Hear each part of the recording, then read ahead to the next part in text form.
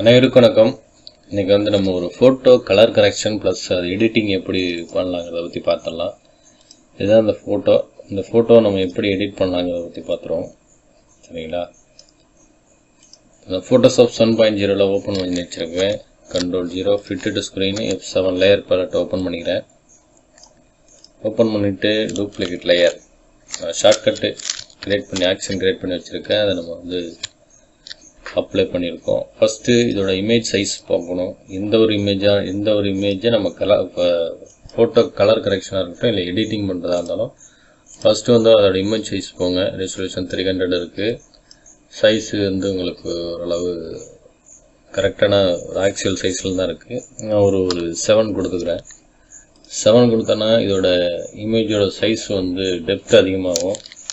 ஒன்றும் இல்லை, Ctrl+M கொடுங்க. M கொடுத்தீங்கன்னா இங்கே டார்க் பாயிண்ட்டை சூஸ் பண்ணிவிட்டு அவங்க அந்த பிக்சரில் வந்து எது டார்க்கான ரொம்ப டார்க்காக இருக்கோ அந்த பாயிண்டில் ஒரு கிளிக் பண்ணிங்கன்னா இந்த ஃபோட்டோவில் உள்ள அந்த ஒயிட் ஷேடோலாம் போயிட்டு அதோட ஆக்சுவல் கலர் ரேஞ்சுக்கு வந்துடும். இது வந்து முன்னாடி உள்ளது ஒயிட்டு வந்து அந்த இமேஜில் வந்து ஃபேட் ஆகிருக்கு. இப்போ நம்ம ஒரு கிளிக்கில் அந்த ஒயிட்டை வந்து நம்ம ரிமூவ் பண்ணியாச்சு. சரிங்களா? Ctrl+ அடித்து ஜூம் பண்ணிக்கிறேன். இப்போ பார்த்தீங்கன்னாலும் ஃபோட்டோ வந்து ஒரு ஷார்ப்னஸ் இல்லாமல் இருக்குது, ஷார்ப்னஸ் கம்மியாக இருக்குது. அதனால் என்ன பண்ணுறேன்,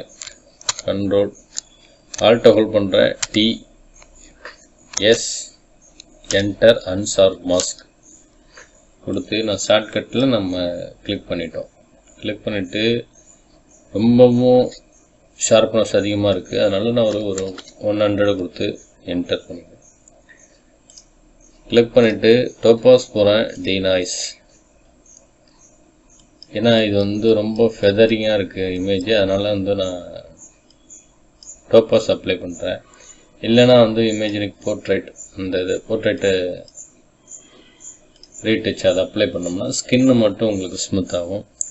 இதுனா ஓரளவு ஓவரால் எல்லாமே ஸ்மூத் ஆகும் லைட்டாக. அதனால் வந்து நான் டீநாய்ஸை வந்து நான் லைட்டாக அப்ளை பண்ணுறேன்.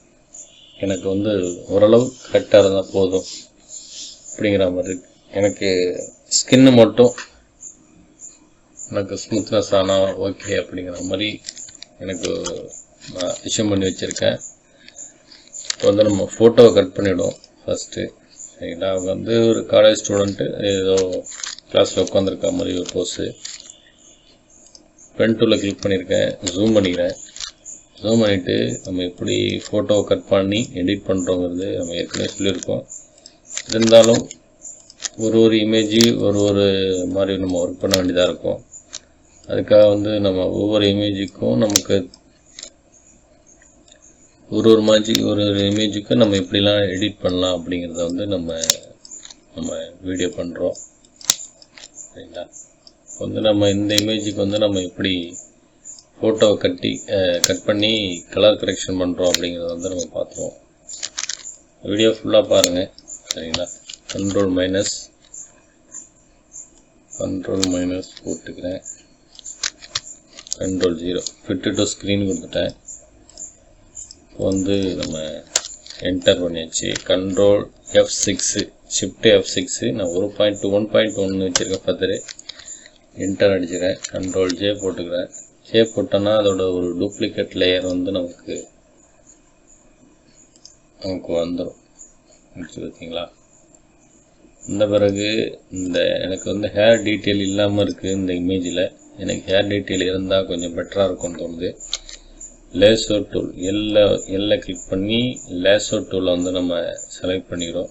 செலக்ட் பண்ணிவிட்டு அவங்களோட ஹேர் எங்கெல்லாம் போயிருக்கோ அங்கெல்லாம் வந்து நம்ம இந்த மாதிரி கொண்டு போய்க்கலாம். சரிங்களா?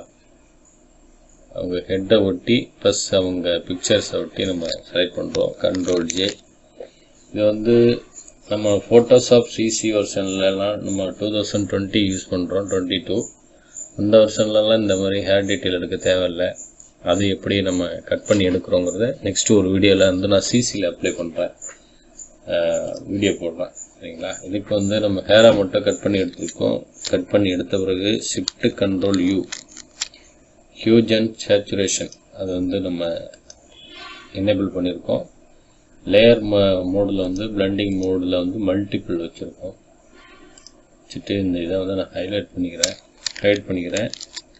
இப்போ வந்து இதில் வந்து நம்ம லைட் முன்னாடி வந்து டார்க் பாயிண்ட் யூஸ் பண்ணோம், இப்போ வந்து லைட் பாயிண்ட்டு. சரிங்களா? லைட் பாயிண்ட் யூஸ் பண்ணோம்னா இந்த ஓரளவு பேக்ரவுண்டு பிளைன் பேக்ரவுண்டாக இருந்தால் நமக்கு கரெக்டாக டீட்டெயில் எடுத்து கொடுத்துரும். இது மாதிரி டார்க்கான ஒரு பேக்ரவுண்டுன்னா கொஞ்சம் லைட்டாக நமக்கு அதுக்கு நம்ம கொஞ்சம் லைட்டாக ஒர்க் பண்ணுற மாதிரி இருக்கும். சரிங்களா? இப்போ வந்து எனக்கு அந்த ஹேர் தெரிகிற இடத்துலலாம் வந்து நான் இது மாதிரி பண்ணிக்கிறேன்.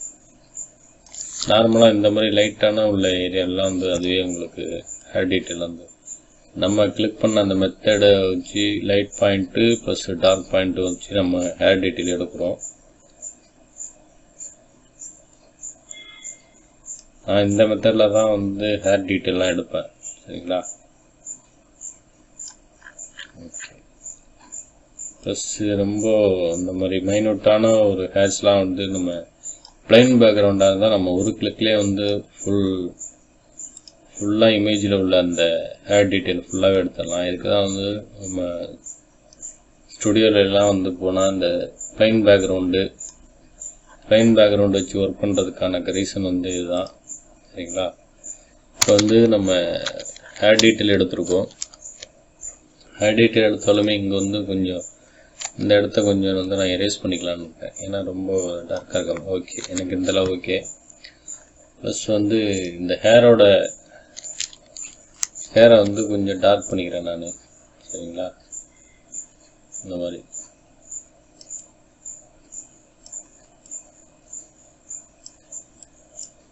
மாதிரி டார்க் பண்ணிக்கிறேன். டார்க் பண்ணனாலும் நமக்கு வந்து அந்த ஹேரை கட் பண்ண அந்த ஷேப் வந்து தெரியுது. அதுக்காக என்ன பண்ணுறேன், பேக்ரவுண்டு ஹேரை வந்து பேர்ன் டூலை யூஸ் பண்ணி அதையும் கொஞ்சம் நான் டார்க் பண்ணிக்கிறேன். டார்க் பண்ணிவிட்டு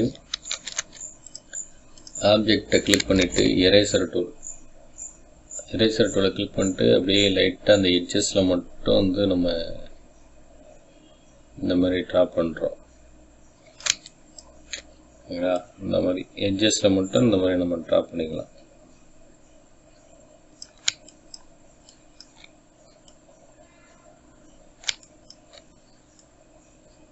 சாரி, எரேசர் பண்ணிவிடுவோம். எட்ஜஸில் மட்டும் நம்ம எரேசர் பண்ணிக்கலாம். அப்படி எரேஸ் பண்ணிவிட்டு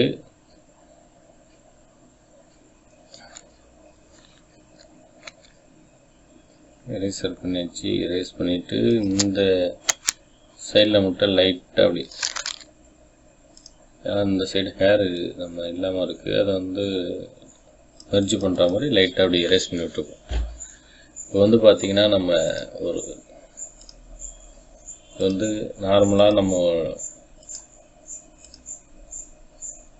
இது வந்து நார்மல் ஃபோட்டோ.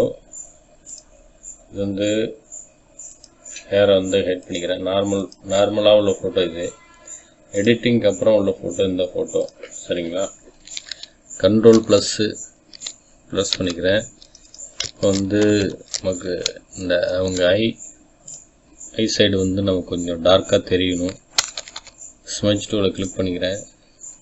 நம்ம ஏற்கனவே க்ரியேட் பண்ணி வச்சுக்கூடிய இந்த ப்ரஷ்ஷை வந்து நம்ம கிளிக் பண்ணிக்கலாம். அந்த மாதிரி ஓகேங்களா? ப்ரஷோட சைஸை வந்து கம்மி பண்ணிவிட்டு ஜூம் பண்ணிக்கிறேன். ஜூம் பண்ணிட்டு ஃபோர்க்ரவுண்டில் ஒயிட் கலர் சூஸ் பண்ணிவிட்டு இந்த மாதிரி லைட்டாக நம்ம ஸ்மெட்ச் பண்ணுறோம். இந்த மாதிரி ஸ்மெட்ச் பண்ணோம்னா அது டீட்டெயிலிங்காக இருக்கும் நமக்கு. சரிங்களா? அதுக்காக தான் நம்ம ஸ்மெட்ச் பண்ணுறது. ஸ்ட்ரென்த்தை வந்து கம்மி பண்ணி கொஞ்சம் டிக்ரீஸ் பண்ணி வச்சு நான் ஒர்க் பண்ணிக்கிறேன். இந்த மாதிரி ஃபோர்க்ரவுண்டில் ஒயிட் கலர் வச்சுட்டு ஒரு கிளிக் பண்ணியிருக்கேன். அதை கிளிக் பண்ணோன்னா அந்த ஹைலைட் பாயிண்ட்டு நமக்கு தெரியும். ப்ளஸ் இங்கே வச்சுட்டு ஆல்ட்டை ஹோல்ட் பண்ணிவிட்டு ஒரு கிளிக் பண்ணிக்கிறேன். திரும்ப ப்ரஷோட சைஸ் இன்க்ரீஸ் பண்ணிவிட்டு ஆல்ட்டை ஹோல்ட் பண்ணி ஒரு 2-3 டாட்டை வச்சுட்டு அதை வந்து இப்படி ஸ்மெட்ச் பண்ணி விட்டுட்டோம்னா நமக்கு அது வந்து நமக்கு நல்ல ஹைலைட்டாக இருக்கும்.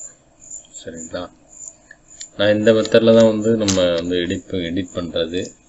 பேக்ரவுண்டுக்கு என்ன பண்ணலாம், நம்ம எப்போதும் போல் ஸ்மெஜ் டூவில் கிளிக் பண்ணியிருக்கோம். அதோட சைஸை கொஞ்சம் இன்க்ரீஸ் பண்ணிவிட்டு இந்த மாதிரி நம்ம ஸ்மெஜ் பண்ண ஆரம்பிச்சிடலாம். ஸ்மெஜ் பண்ணோம்னா அது ஒரு பேக்ரவுண்ட் வந்து ஒரு நல்ல ஒரு எஃபெக்டாக இருக்கும். இந்த மாதிரி ஒரு மல்டிபிள் கலர்ஸ் சேர்ந்த ஒரு பேக்ரவுண்டாக அது வரும். ஸ்மெஜ் பண்ணோம்னா இந்த மாதிரி ஸ்மெஜ் பண்ணி விட்டோம்னா நமக்கு அது ஒரு நீட்னஸான ஒரு பேக்ரவுண்டாக இருக்கும். அது கூட ஒரு சில பேக்ரவுண்ட்ஸ் எல்லாமே வந்து ஆட் பண்ணி நம்ம வேற ஒரு பேக்ரவுண்டாக நம்ம ஃப்ரேம் மாதிரி நம்ம செட் பண்ணிக்கலாம். சரிங்களா? எல்லாமே இது இப்படி தான் பண்ணணும் இல்லை, அவங்க ஐடியாவை பொறுத்தது. கண்ட்ரோல் ஹியூஜ் அண்ட் சேச்சுரேஷன் வந்து கிளிக் பண்ணிட்டு அதோட பிளண்ட் மோடை மட்டும் நான் சேஞ்ச் பண்ணிக்கிறேன். அந்த மாதிரி சேஞ்ச் பண்ணிவிட்டு கொஞ்சம் டார்க் பண்ணுறேன். இப்படி கொஞ்சம் டார்க் பண்ணிக்கிறேன். இந்த பாயிண்ட்டை கொஞ்சம் டார்க் பண்ணிக்கிறேன். டார்க் பண்ணியாச்சு. இப்போ வந்து நமக்கு ஃபோட்டோவோட அவுட்புட்டு பார்த்திங்கன்னா பக்காவாக இருக்குது. நமக்கு மேக்ஸிமம் இந்த ஸ்மெஜ் ப்ரஷை யூஸ் பண்ணுங்கள், உங்களுக்கு நல்ல அவுட்புட் கிடைக்கும். சரிங்களா? ஓகே, இந்த அப்படி இன்னும் கொஞ்சம் கூட நமக்கு எஃபெக்ட் ஆட் பண்ணணும்னா ஒன்றும் இல்லை, ஸ்டோக்கு போங்க, டெக்ஸ்டர், அதில் போயிட்டு கேன்வாஸ் நான் கொடுத்துருக்கேன். இதோட ரிலீஃப் ஒரு 7 பாயிண்ட் வச்சுக்கிறேன். 7 பாயிண்ட் வச்சோன்னா அந்த டீட்டெயிலாக இருக்கிற அந்த ஃபேஸ் வந்து டெக்ஸ்டர் எஃபெக்ட் வந்து நல்லா ஆட் ஆகிருக்கும். ஓகேங்களா? ஓகே, இந்த ஃபைலோட PST ஃபைல் வந்து நம்ம பண்ண இந்த டிசைனோட PST ஃபைல் வந்து நம்ம டெலகிராம் குரூப்பில் கொடுத்துருவோம். டவுன்லோடு பண்ணி யூஸ் பண்ணிங்க. மறக்காமல் நம்ம சேனலை சப்ஸ்கிரைப் பண்ணுங்கள், ஃபுல்லாக வாட்ச் பண்ணுங்கள். தேங்க்யூ.